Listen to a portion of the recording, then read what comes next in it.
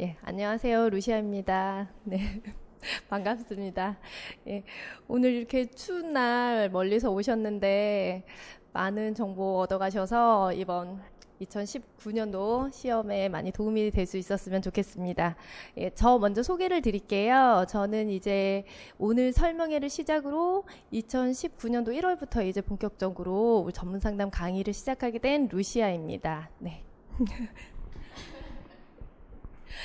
예, 저도 사실은 임용 준비를 하다가 강의를 하게 됐고요. 원래 강사도 많이 했었고 직장 생활도 했었어요. 그런데 이제 좀 더 늦기 전에 나이 한 살이라도 더 먹기 전에 안정적인 직장을 갖고 싶어서 임용 시험을 준비했는데 아무래도 하면서도 자꾸 원래 저도 이제 강의도 했었고 그러다 보니까 이게 너무 어려운 부분이 있으면 이거 좀 이런 식으로 강의를 하면 좀 더 좋겠다. 스터디 하면서도 이거 내가 잘 몰라서 스터디할 때 서로 물어보면 내가 이해 안 되는 부분은 다른 사람도 다 어려워하거든요. 그래서 그런 부분들을 이렇게 했으면 좋겠다. 자꾸 이런 생각만 드는 거예요. 그리고 주변에서도 이제 제가 임용 준비를 한다고 하니까 상담 교사보다는 차라리 일반 교사를 해라. 너는 이렇게 가르치는 걸 해야 된다. 이런 얘기를 많이 해주셨어요. 주변에서 막 명함도 주시고 그래서 많은 고민 끝에 진로를 변경을 했고요. 그래서 이제 강의를 열심히 준비를 해서 최선을 다해서 여러분을 도와드릴 건데요.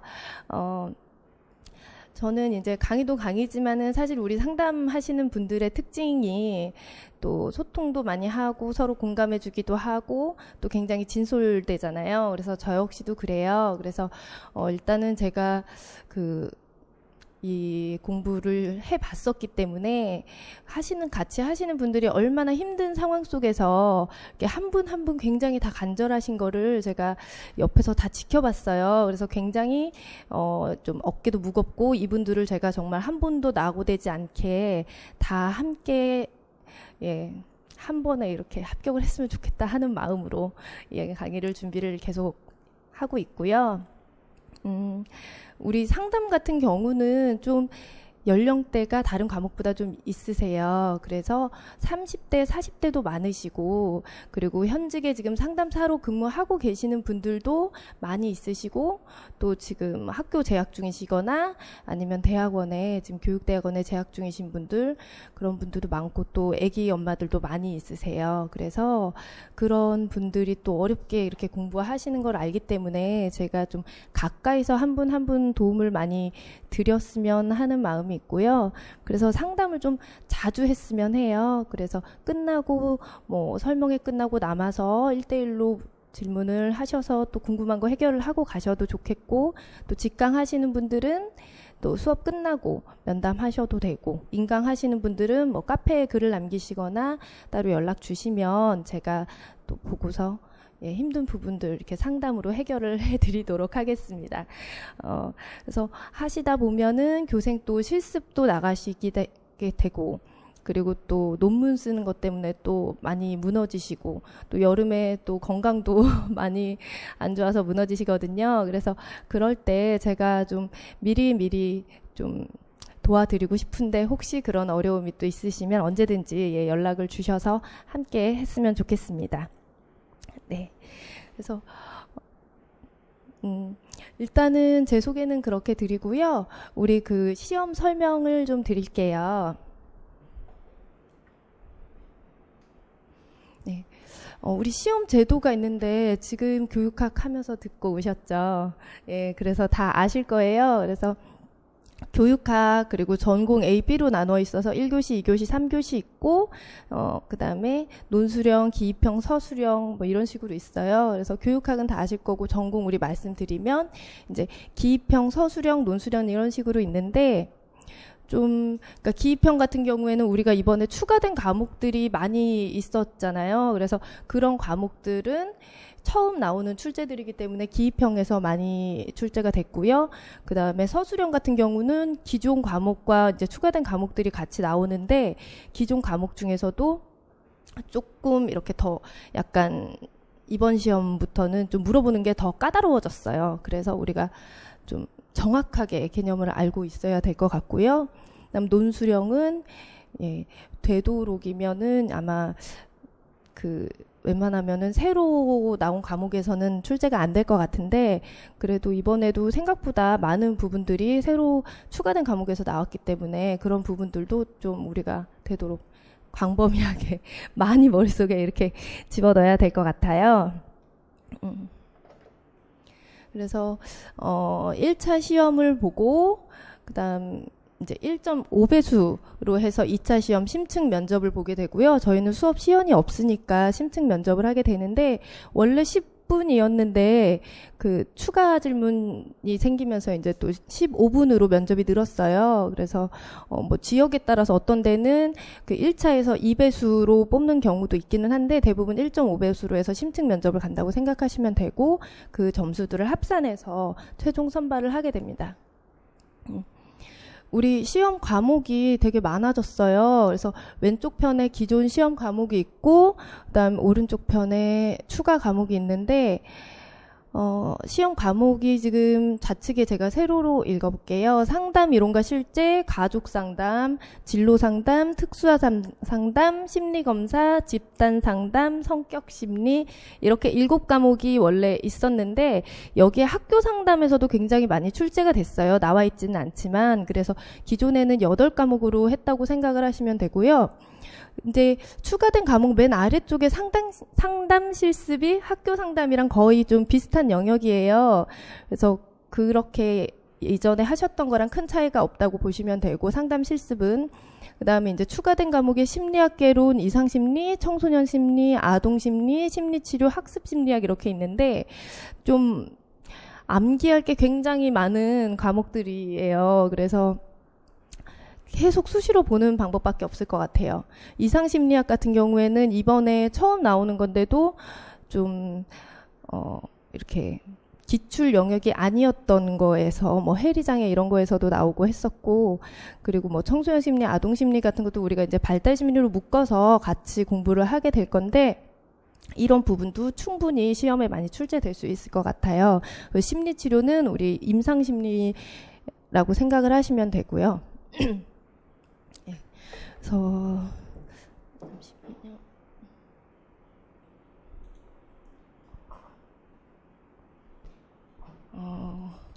지금 평가 영역 및 평가 내용 요소 해가지고 이게 그 교육과정 평가원에 떠 있는 건데요. 좀 막 뭐가 많죠. 그래서 여기 우리 과목들이 쭉쭉 나와 있어요. 그래서 시험 영역들 같은 거랑 다 나와 있는데, 이런 것들 일단은 뭐 교육과정 평가원에도 있고 저희 카페에도 있으니까 그렇게 보시면 될 것 같습니다. 네. 전문상담교사 TO 및 경쟁률이에요. 지금 2014년도부터 지금 최근 5년까지의 상황이고요. TO 보시면은 거의 그렇게 큰 변화가 없었다가, 아시겠지만 2018학년도 한 달 전에 이제 응시됐던 시험에서 확 늘었어요, TO가. 그래서 우리가 100명대 초반에서 지금 567명으로 늘었고, 지금 여기에 있는 TO와 경쟁률은 그 장애 빼고 일반 전형으로 들어가 있는 거예요.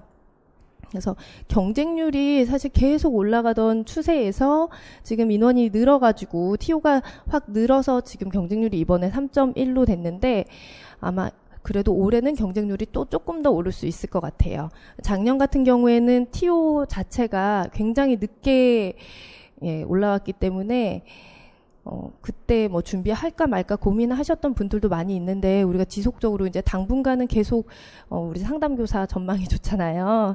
네, 그렇게 지금 정부에서도 약속을 했었고, 한 학교마다 다 배치를 하겠다라고 했었고, 계속 지속적으로 인원이 늘 거라고 하니까 희망을 갖고 준비하시면 될 것 같습니다.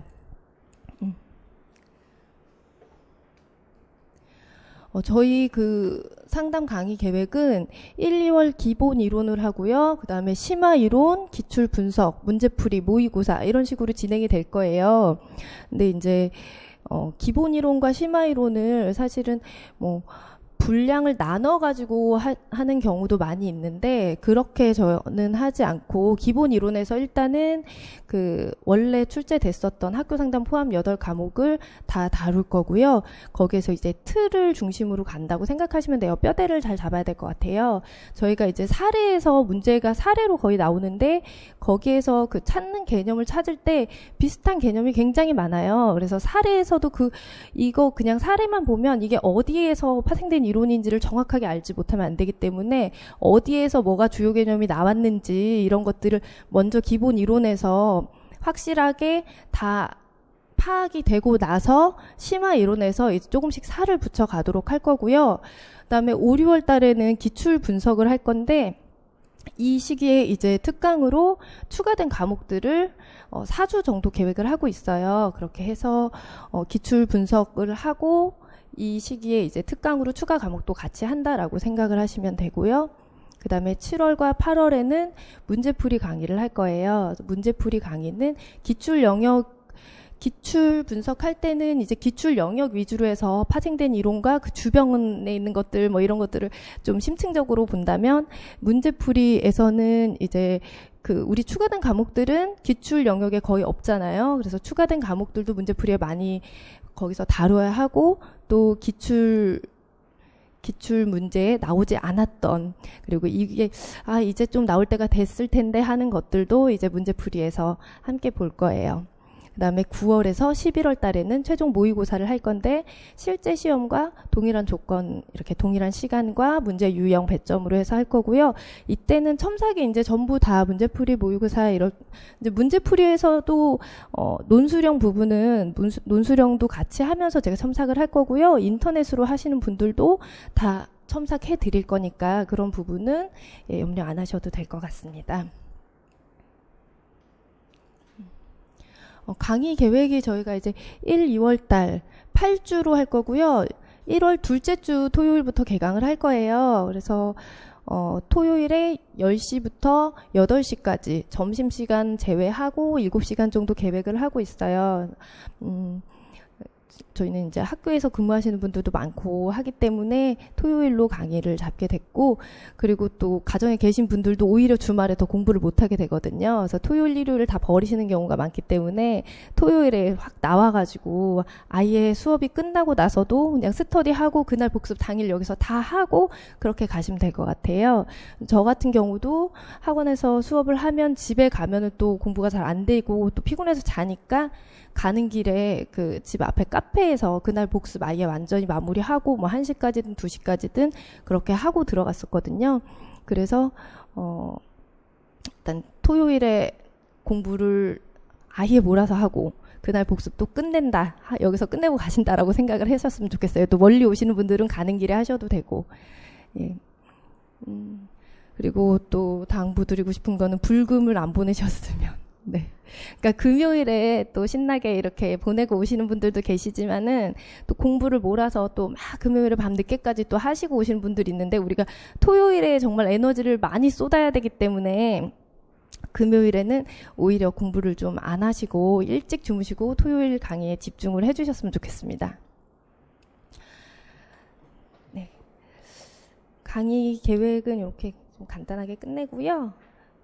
요번에 기출 문제 나왔던 거를 좀 볼게요. 기출 문제에서 제가 3가지 문제를 뽑아왔거든요.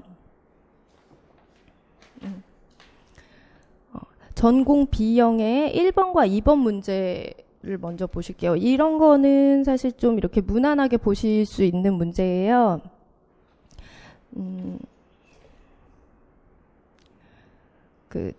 우리 지금 초수로 하시는 분들이 거의 설명회를 들으시기 때문에 너무 또 이렇게 심화된 걸로 하면은 힘드실 것 같아서 약간 무난한 거 했고요. 그 다음에 3번째 문제가 이제 전공 A형에서 4번 문제인데 이거는 기입형 간단한 문제지만 사실 이번에 처음 출제되는 부분이거든요. 그래서 그렇게 준비를 해봤습니다. 그래서 먼저 전공 B형의 1번을 보시면 잠깐 한번 문제랑 사례를 읽어보시고 나서 같이 다시 풀어볼게요. 네. 같이 문제 보겠습니다. 자, 다음은 전문 상담 교사가 준수의 어머니를 면담하고 나서 작성한 추거록의 일부이다. 아들러의 개인 심리학에 근거하여 밑줄 친 부분에 해당하는 개념을 쓰시오. 그리고 준수의 생활 양식 유형의 명칭을 쓰고 특성 한 가지를 사례와 연결지어 서술을 하시오라는 문제예요. 그래서 이것도 4점짜리 문제인데 좀 물어보는 게 많죠. 그래서 밑줄 친 부분에 해당하는 개념이 뭔지 써야 하는 거고, 그 다음에 생활 양식 유형의 명칭도 써야 하는 거고, 그 특성을 알아야 하는데 그것도 사례랑 연결지어서 서술을 해야 하는 문제였어요. 사례를 보시면 상담교사가 어머니에게 준수가 같은 반 친구 때린 것을 담임 선생님 통해 전달 받으셨죠? 하면 어머니는 네, 죄송해요 하면서 준수가 둘째인데 형을 이기려고 한다. 근데 준수가 3살 때 다리를 다쳐서 다리가 불편한데도 형과 함께 태권도를 열심히 해서 대견하게 생각하고 있다. 그리고 중학교 때 태권도 시합에서 형은 메달을 못 받았지만 준수는 은메달을 받기도 했다. 지금도 열심히 운동을 한다라고 이제 어머니가 말씀을 하셨어요. 이거는 이제 이거에 해당하는 개념은 우월성 추구예요. 그래서 우월성 추구 해설 아래쪽에 해설 보시면은 인간이 문제에 직면했을 때 부족한 것은 보충하며 낮은 것은 높이고 미완성의 것은 완성하며 무능한 것은 유능한 것으로 만드는 경향성이라고 되어 있는데 지금 준수의 사례가 여기에 해당이 돼요. 그런데 이런 것도 사실은 비슷한 사례로 비슷하게 할 수 있는 것들이 많아요. 그래서 이게 아들러에 뭐 어떤 개념들이 들어가는지 정확히 아시면 이거는 아주 쉽게 풀 수 있는 문제였어요. 네. 그 다음에 이제 이어서 상담교사가 그렇군요. 준수가 대단하다라고 하면서 몸이 불편한데도 태권도를 해서 은메달을 받았고 근데 준수가 친구와의 관계가 원만하지 않다. 학급 회의 때마다 말도 안 듣고 고집을 부릴 때가 있습니다. 라고 이제 이야기를 했어요. 근데 이제 어머니의 답은 공부는 형이 준수보다 월등하게 잘해요. 틈만 나면 형에게 시비를 걸고 결국 서로 다투게 되죠. 준수 아빠는 가부장적이고 권위적이다 보니 동생이 형에게 덤비는 것을 용납하지 않아요. 그래서 준수를 꾸중하는데 준수는 꾸중을 들어도 전혀 개의치 않아요 라고 되어 있어요. 그래서 이거를 보시면은 생활 양식은 지배형에 해당이 돼요. 그래서 아들러는 생활 양식을 사회적 관심과 활동 수준으로 나눴습니다.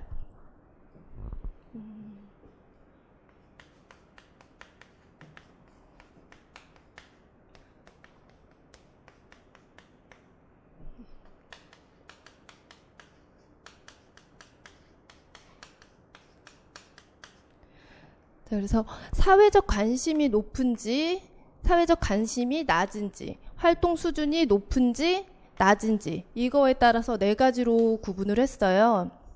그래서 사회적 관심은 우리가 아는 어떤 공감하고 사회에 어떤 같이 협력하고 이런 것들이고 활동 수준은 개인 에너지의 양이라고 보시면 되는데 지금 준수의 경우에는 에너지는 넘치죠. 태권도도 열심히 하고 메달도 받고 계속 끊임없이 노력하고 그렇기 때문에 활동 수준은 높아요. 그러니까 높으니까 이쪽에 해당이 되는데 사회적 관심은 낮아요. 그래서 이런 유형이 지금 우리가 지배형이라고 보고요. 그 다음 사회적 관심도 높고 활동 수준도 높은 유형은 사회적 유용형이라고 합니다. 그 다음에 회피형과 기생형이 있어요. 이 두 유형은 관심도 사회적 관심도 낮고 활동 수준도 낮아요. 그래서 특징을 보시면 사회적 유용형은 발음이 어렵네요. 굉장히 이제 아들러가 굉장히 이상적이다라고 했고요. 지배형은 우리 지금 그 준수가 해당하는 게 지배형이잖아요. 지배형 같은 경우는 이제 부모가 굉장히 강압적으로 할 때 독재형 부모에게 나타나는 유형이에요. 그래서 또 다른 특징으로는 이 자녀 역시 공격적이고 지배적인 그런 특징이 있고요. 회피형과 기생형이 있는데 회피형은 말 그대로 이제 회피하는 거죠. 그래서 약간 소극적이고 부정적인 그런 특징이 있고 이런 이제 부모 같은 경우는 약간 양육할 때 좀 자녀의 기를 눌렸을 때 나타나는 거고요. 기생형 같은 경우에는 부모가 좀 뭐랄까요? 부모가 약간 생각이 안 나네요. 이렇게 오냐오냐 한다고. 예, 그렇게 이제 하니까 그래서 이제 너무 상대방에게 의지하고 기대고 그런 유형에 해당이 돼요. 그러니까 지배형 보시면은 지금 특징을 한 가지만 사례에 연결하라고 했는데 크게 봐도 두 가지로 나눌 수가 있죠. 일단은 부모가 사례에서 보면은 부모가 굉장히 여기서도 아빠가 무섭죠. 준수에게 가부장적이고 권위적이다 보니 동생이 형에게 덤비는 것을 용납하지 않는다는 게 있었어요. 그래서 그거를 사례와 연결지어서 볼 수 있고요. 그 다음에 또 준수는 뭐 전혀 개의치도 않고 그리고 친구들과의 관계가 원만하지 못하고 또 고집 부리고 이런 것들이 이제 지배형에 해당이 되고요. 그러니까 여기서 또 보실 게 이제 사회적 관심도 낮다는 게 그 대인 관계가 안 좋은 것도 또 고집만 부리고 이런 것도 거기에 해당이 된다고 볼 수 있어요. 그래서 이런 부분들을 매칭시켜서 보시면 사례와 연결을 지어서 서술을 하면 되고요. 답은 거기에 적어놨습니다. 예, 다음은 전공 B형의 2번 문제예요. 제가 그냥 같이 읽을게요. 자, 전문상담 교사가 중학교 1학년 진수를 상담하고 작성한 추가록의 일부예요. 번외 교류 분석 이론에 근거해서 밑줄친 대화 내용에 따라 나타난 교류 패턴 유형의 명칭을 쓰고 그 유형의 특징 3가지를 사례와 연결지어 서술하시오 되어 있습니다. 자, 진수가 어젯밤에 아빠한테 많이 혼났어요 라고 했어요. 자, 교사가 무슨 일 있었니? 라고 물어볼 때 어제 게임을 하고 있는데 아빠가 갑자기 방문을 열고 들어오시는 거예요. 자, 아빠가 갑자기 들어오셔서 놀랬겠구나. 네, 많이 놀라기도 했지만 아빠가 노크도 없이 들어와서 기분이 나빴죠. 그래서 그냥 가만히 앉아 있었는데 아빠가 화난 목소리로 지금 몇 시야? 하시더라고요. 그래서 11시 47분 52초요 라고 짧게 대답했어요. 예, 웃음이 나오죠. 예, 그랬더니 아빠가 너 당장 나가! 라고 하면서 버럭 소리를 질렀어요. 그래서 어떻겠니? 저도 화나서 나가려고 했죠. 중학교 1학년이니까 그럴 수 있잖아요. 그랬더니 아빠가 더 화를 내시는 거예요. 라고 이제 사례가 나와 있었어요.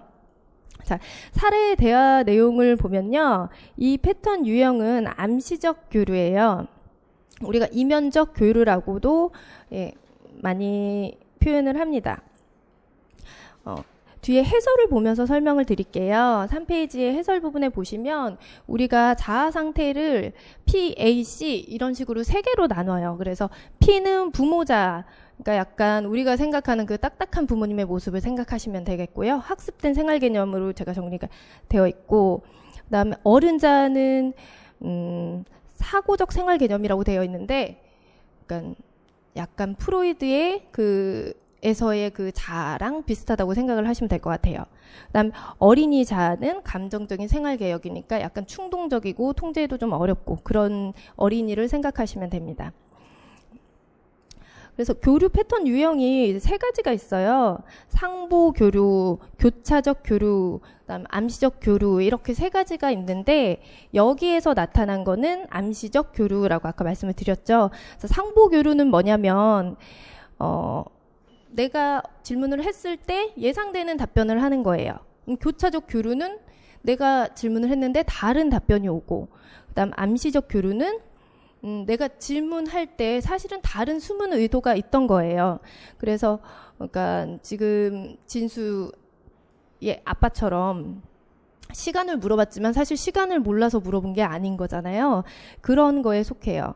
자, 그래서 상보교류, 지금 진수와 아버지로 약간 예를 제가 들어서 설명을 해드리면 상보교류 같은 경우는 아빠가 만약에 막 아침에 늦잠을 좀 잤어요. 그래서 막 바쁘게 씻고 막 그러면서 막 급하게 넥타이 메고 하면서 진수에게 지금 몇 시니 진수야? 라고 물어봤어요. 그럼 진짜로 막 시간을 물어본 거잖아요. 그럼 진수가 막 이때 정확하게 아주 아까처럼 야무지게 지금 8시 12분 20초에요 막 이렇게 대답을 해줘도 아빠는 그냥 얘가 시간을 알려줬구나라고 고맙게 생각을 하겠죠. 내가 물어본 거에 내가 예상하는 대답을 해준 거죠. 근데 교차적 교류 같은 경우는 또 역시 출근하면서 시간을 물어봤어요. 근데 진수가 아빠 옆에 시계 있잖아요. 시계 여기 저 지금 모르는데요. 막 이런 식으로 하면은 내가 예상했던 대답이 아닌 거죠. 그래서 이럴 때는 좀 갈등이 생기고 싸움이 되기도 하는 경우예요. 다음은 이제 우리 지금의 사례처럼 암시적 교류인데, 그러니까 여기서 이제 특징에서도 이제 사회적 수준과 심리적 수준이 다르다가 특징이에요. 그래서 사회적 수준 보시면 아빠는 시간을 물어본 게 사회적 수준이에요. 그리고 진수도 시간을 대답해 준 게 사회적 수준이에요. 하지만 그 이면 속에는 심리적 수준으로 아빠가 지금 몇 시인데 여지껏 게임을 해? 너 지금 장난해? 막 이런 식으로 이제 화가 난 거죠. 밤늦게까지 게임을 하니까. 그리고 지금 진수 같은 경우는 노크를 안 해서 화가 난 거죠. 그런데 지금 그거에 대한 대화는 사실 여기에 아빠와 진수와의 대화 내용상으로는 안 나와 있어요. 그게 숨겨져 있는 거죠. 이런 게 이제 암시적 교류예요. 그래서 이중적인 의사 교류고, 이런 것은 이제 최소한 한 사람 이상에게 부정적인 감정을 남겨요. 그래서 이것도 지금 마지막에 진수와 아빠 둘 다 모두 화가 난 상태로 지금 끝이 났는데, 이게 그러니까 한 사람 이상이라는 거는 상대방이 기분 나쁠 수도 있고 둘 다 기분 나쁠 수도 있고 뭐 이런 식으로 된다는 얘기예요. 그래서 실제로 말하려던 것이 이제 위장된 메시지라고 볼 수 있습니다. 다음 이제 전공 A의 4번 문제, 2점짜리 기입형인데요. 이거는 이제 우리 이상심리학 그 DSM-5에 나온 거예요. 그래서 전문 상담 교사가 슈퍼비전에서 그 고등학교 2학년 남학생 동하 해리 증상에 대한 설명을 한 내용이에요. 그래서 DSM-5에 근거해서 동하에게 나타난 증상의 명칭을 쓰시오라고 되어 있어요. 자, 지문을 보시면 동하는 자신의 몸과 마음이 분리된 것 같은 느낌, 마치 자신의 몸 밖에서 자신이 스스로를 지켜보고 있는 것 같은 느낌이 든다고 합니다. 스스로가 매우 낯설게 느껴지고 마치 자신이 없어진 것 같은, 죽은 것 같은 느낌, 손과 발이 마비된 것 같고 기계가 된 느낌을 호소합니다. 잘은 모르겠지만 일종의 자기 지각 장애인가 의심해 보았습니다. 동하는 이러한 느낌을 경험할 때 그게 단지 느낌이지 자신이 기계가 아니라는 점을 잘 인식하고 있는 듯 합니다. 이런 경험을 할 때면 아무것도 집중할 수 없고 스스로를 주체할 수 없어서 너무 고통스럽다고 합니다. 이런 증상은 주로 혼자 있을 때 나타나지만 학교에서 수업 중일 때도 나타납니다. 라고 되어 있어요. 뒤에 이제 보시면 해리 증상의 하위 장애를 제가 4페이지에 표로 만들어 놨는데, 하위 장애, 해리 장애에서 하위 장애를 세 가지를 보시면 해리성 정체감 장애, 해리성 기억 상실증, 그다음에 이인증 비현실감 장애 이렇게 나와 있어요. 그래서 이거는 세 번째에 나와 있는 이인증과 비현실감 장애에 속하고요.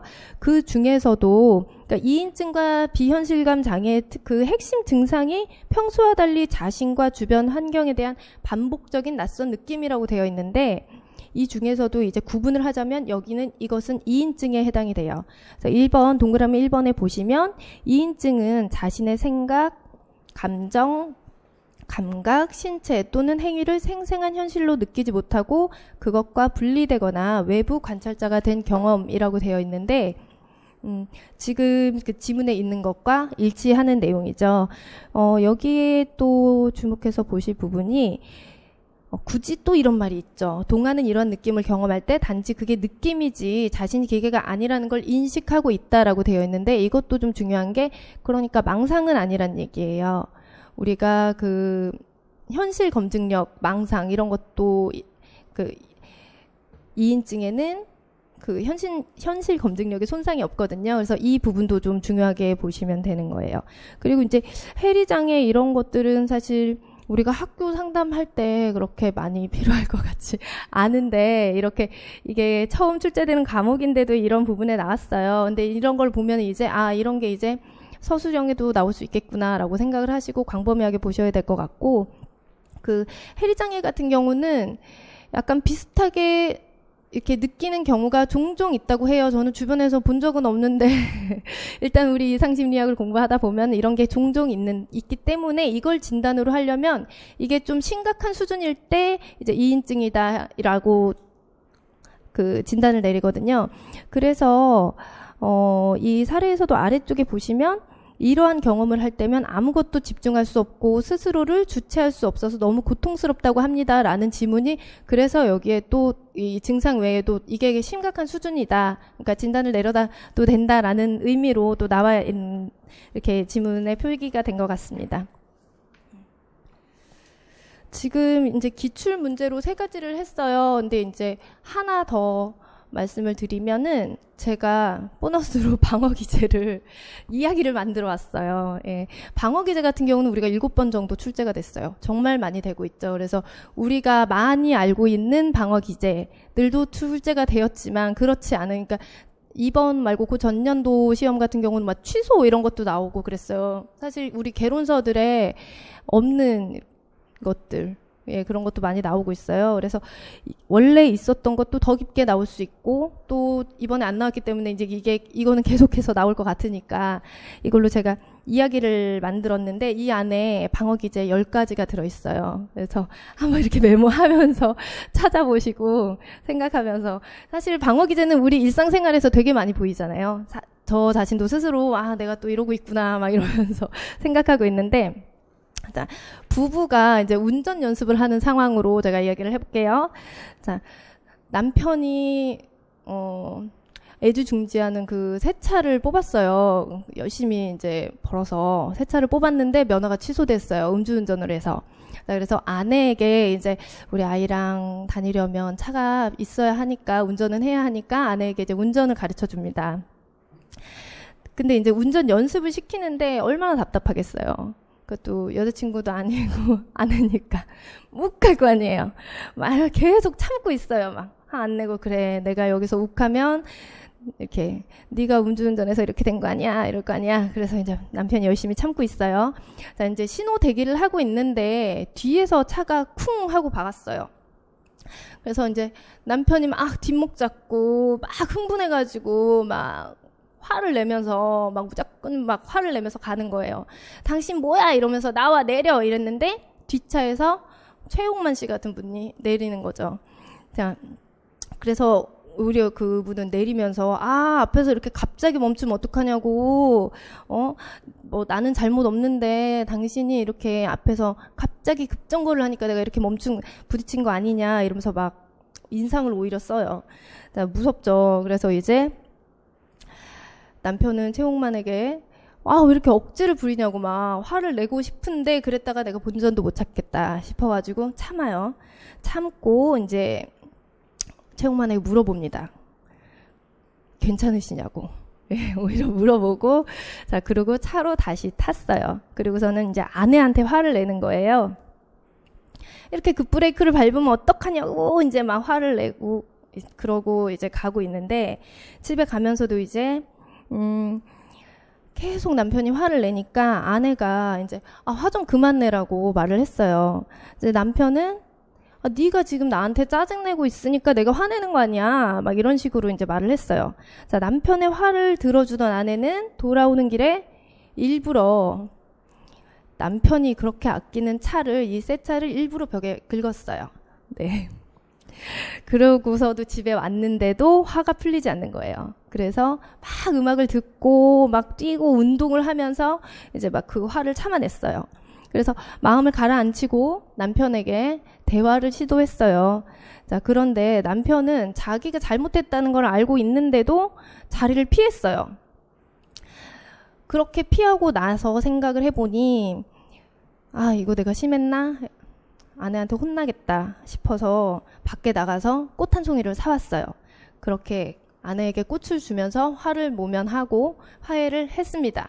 끝. 자, 방어 기제 좀 적으셨어요? 뭐 적으셨어요? 전이? 또 승화? 네. 투사 같은 거 적으실 줄 알았는데 반동 영상 이런 거. 그쵸. 반동명성 있었죠.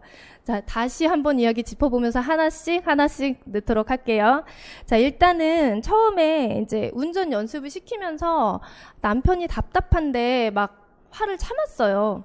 억제를 했고, 그 다음에 뒷차가 쿵 했는데 막 뒷목 잡고 막 화를 내죠. 그러니까 이런 게 사실은 우리가 이제 운전할 때도 많이 나오지만 요즘에 이렇게 액팅하고 막 욱해가지고 그런 뭐 주차 시비로도 가자마자 다짜고짜 하고 막 이런 경우가 많잖아요. 이분도 이렇게 막 욱해가지고 너 나와 막 이런 식으로 하는 것도 이제 우리가 여기서 행동화라고 또 방어기제 이런 표현도 있어요.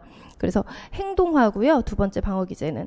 그다음 뒷차 운전자가 이제 막 덩치 큰 사람인데 최홍만이 나와가지고 갑자기 차를 멈추면 어떡하냐. 그러니까 내가 어쩔 수 없이 차를 박았다.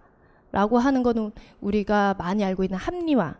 그죠? 그 상황이 내가 부딪힌 상황을 합리화시키는 그런 과정이었고요. 그 다음에 남편이 최홍만에게 왜 억지 부리냐고 화를 내고 싶었는데 오히려 괜찮냐고 물어봤죠.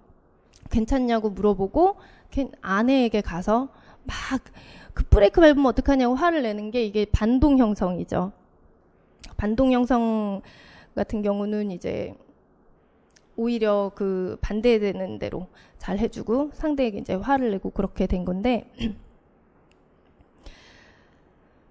그리고 아내에게 대신 화를 낸 거는 치환에 속하고요. 집에 오는 길에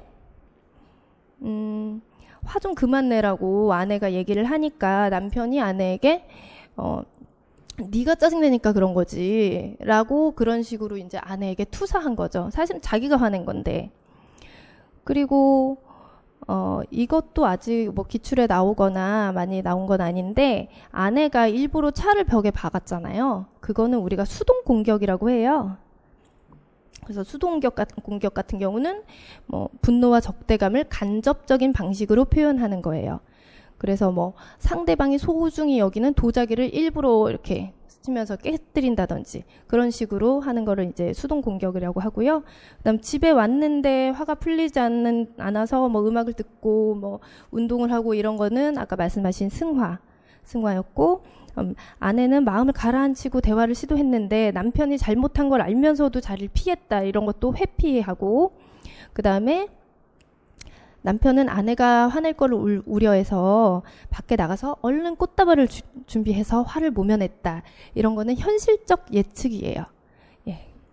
현실적 예측도 아마 많이 못 보셨을 거예요. 우리가 흔하게 이렇게 다루는 방어 기제가 아닌데 요즘에 점점 이것도 이렇게 안 나왔던 범위 우리가 좀 생소하게 여기는 그런 것들을 많이 다루기 때문에 한 거예요. 현실적 예측은 앞으로 일어날 수 있는 가능한 결과들을 숙고하고 그것을 효과적으로 다룰 방법을 모색함으로써 불안을 줄인다라는 거였어요. 네, 이렇게 하고요.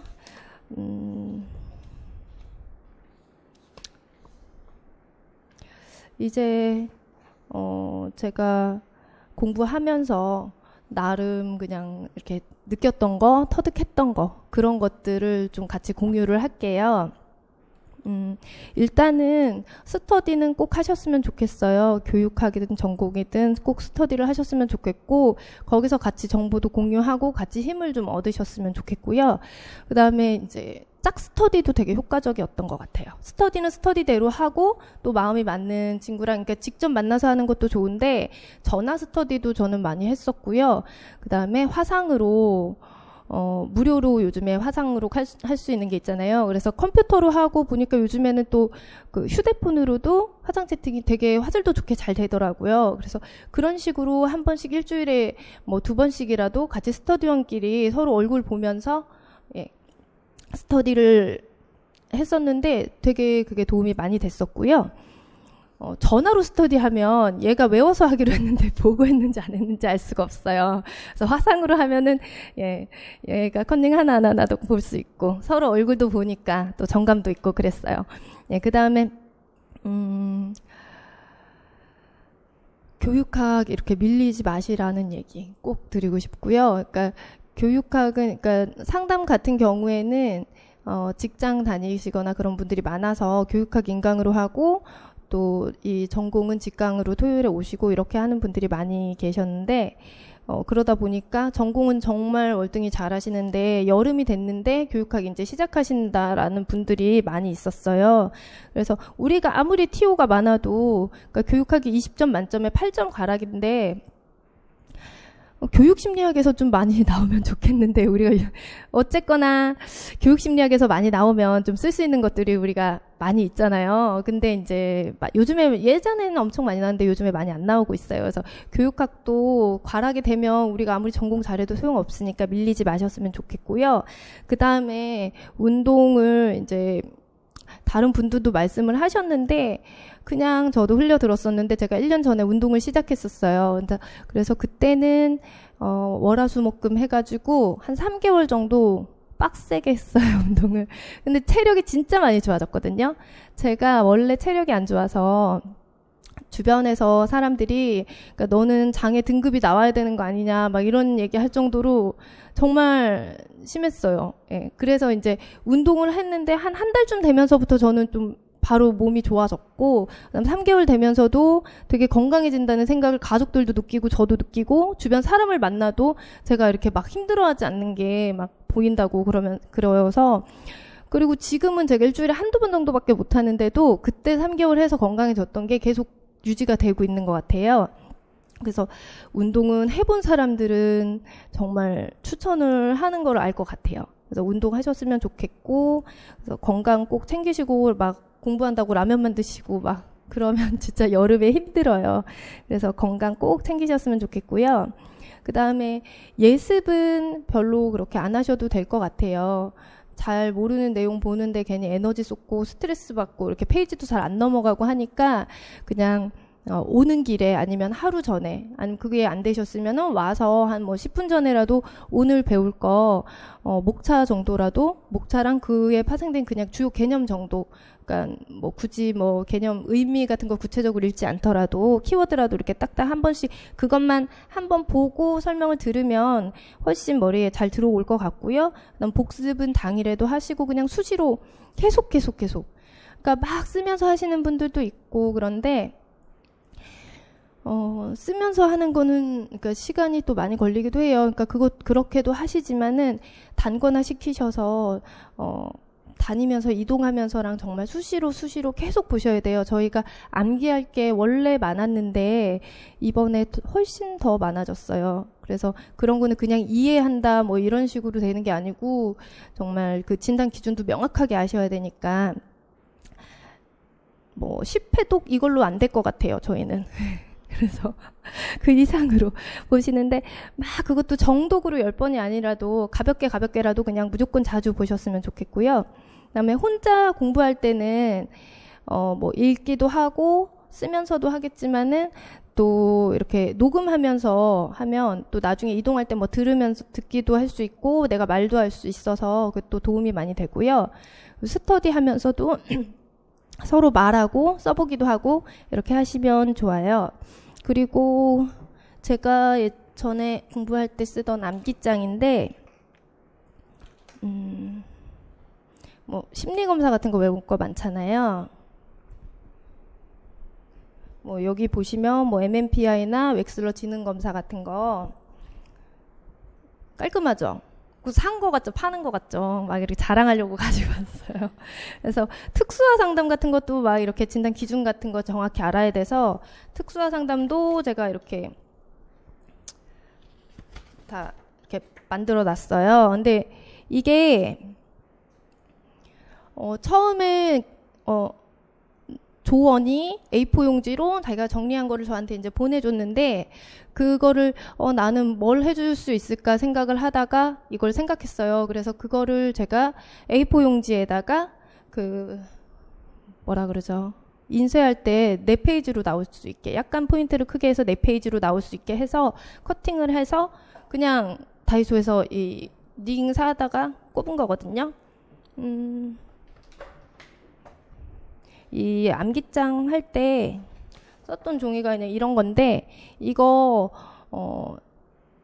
종이 얼마였더라? 이게 6,000원인가? 100장에 6,000원이거든요. 그럼 이렇게 자르면 400페이지 나와요. 이거 100장 사면은 뭐 하시고 싶은 꼭 암기해야 될 거 충분히 다 하실 수 있고 A4로 잘라서 하면 되는데 서로 조원들끼리 나눠서 과목별로 나눠서 할 부분만 꼭 이렇게 완벽히 암기해야 하는 부분들만 하셔도 좋고 제가 또 이렇게 중요한 부분들 따로 찝어 드릴 거니까 그거를 이렇게 만드셔도 좋아요. 그래서 이런 약간 세세한 것들 조금이라도 어떻게 좀 도움될 수 있을까 하는 것들 그런 것들 계속 하면서 같이 공유하면서 했으면 좋겠습니다.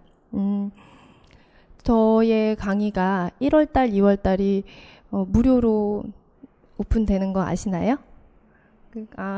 그쵸. 홍보를 많이 해주세요. 예, 1월, 2월 강의는 선착순으로 이제 무료로 될 거니까 계속 신청을 하셔서 계속 만났으면 좋겠고요. 제가 저희 집에 만화가 틀어 있었는데 베이블레이드 버스트 갓인가? 모르시죠, 잘. 예, 아마 조카나 애들 있으면 아실 건데 이게 포켓몬스터 막 피카츄 대결하는 것처럼 팽이 대결하는 거예요. 이 팽이도 살려면 비싸더라고요, 애들 장난감이. 근데 여기서 이제 팽이 배틀을 하는데 두 사람이 대결을 하는데 주인공 친구와 상대편은 예언자래요. 그 예언은 한 번도 틀린 적이 없는 예언자예요. 그 예언자가 이제 주인공 친구와 대결을 하면서 이번 판에 내가 이긴다라고 이게 그 예언자 머릿속에는 이게 다 보이는 거죠. 미래가. 그래서 했는데 역시 이겼어요. 그래서 두 번째 판도 하는데 그 주인공 친구는 열심히 해서 이번에도 자기가 진다고 했으나 그 예언자 말에 신경 쓰지 않고 해서 이겼어요. 그러고 나서 이제 이게 어떻게 된 일이지 막 이러면서 주변에서 그러는데 그 주인공 친구가 했던 말이 뭐냐면 미래는 보는 게 아니라 만들어가는 거라고 그렇게 말을 했어요. 그래서 뭐 어린이 만화에 이런 얘기를 하면 어린이들이 뭘 알까 이러면서 저는 이렇게 스치듯이 그걸 듣고서 막 이거 적어야지 이러고서 적었거든요. 그래서 근데 그 말이 되게 와닿았어요. 내가 하고 싶은 것들도 많고 그런데 그걸 만들어가는 과정이 굉장히 힘들잖아요. 그리고 또 주변에서도 사실은 너 잘해봐 응원해주는 것 같지만 한편으로는 되게 시샘하기도 하고 또 안 되길 바라는 사람들도 주변에 또 이렇게 여자들은 있더라고요. 이변적인. 예. 그래서 그런 것들 다 이겨내시고 힘든 상황 이겨내시고 그렇게 해서 같이 미래를 만들어 갔으면 좋겠습니다. 네. 여기까지 하겠습니다. 또 남아서 상담 필요하시면 상담해 드릴게요.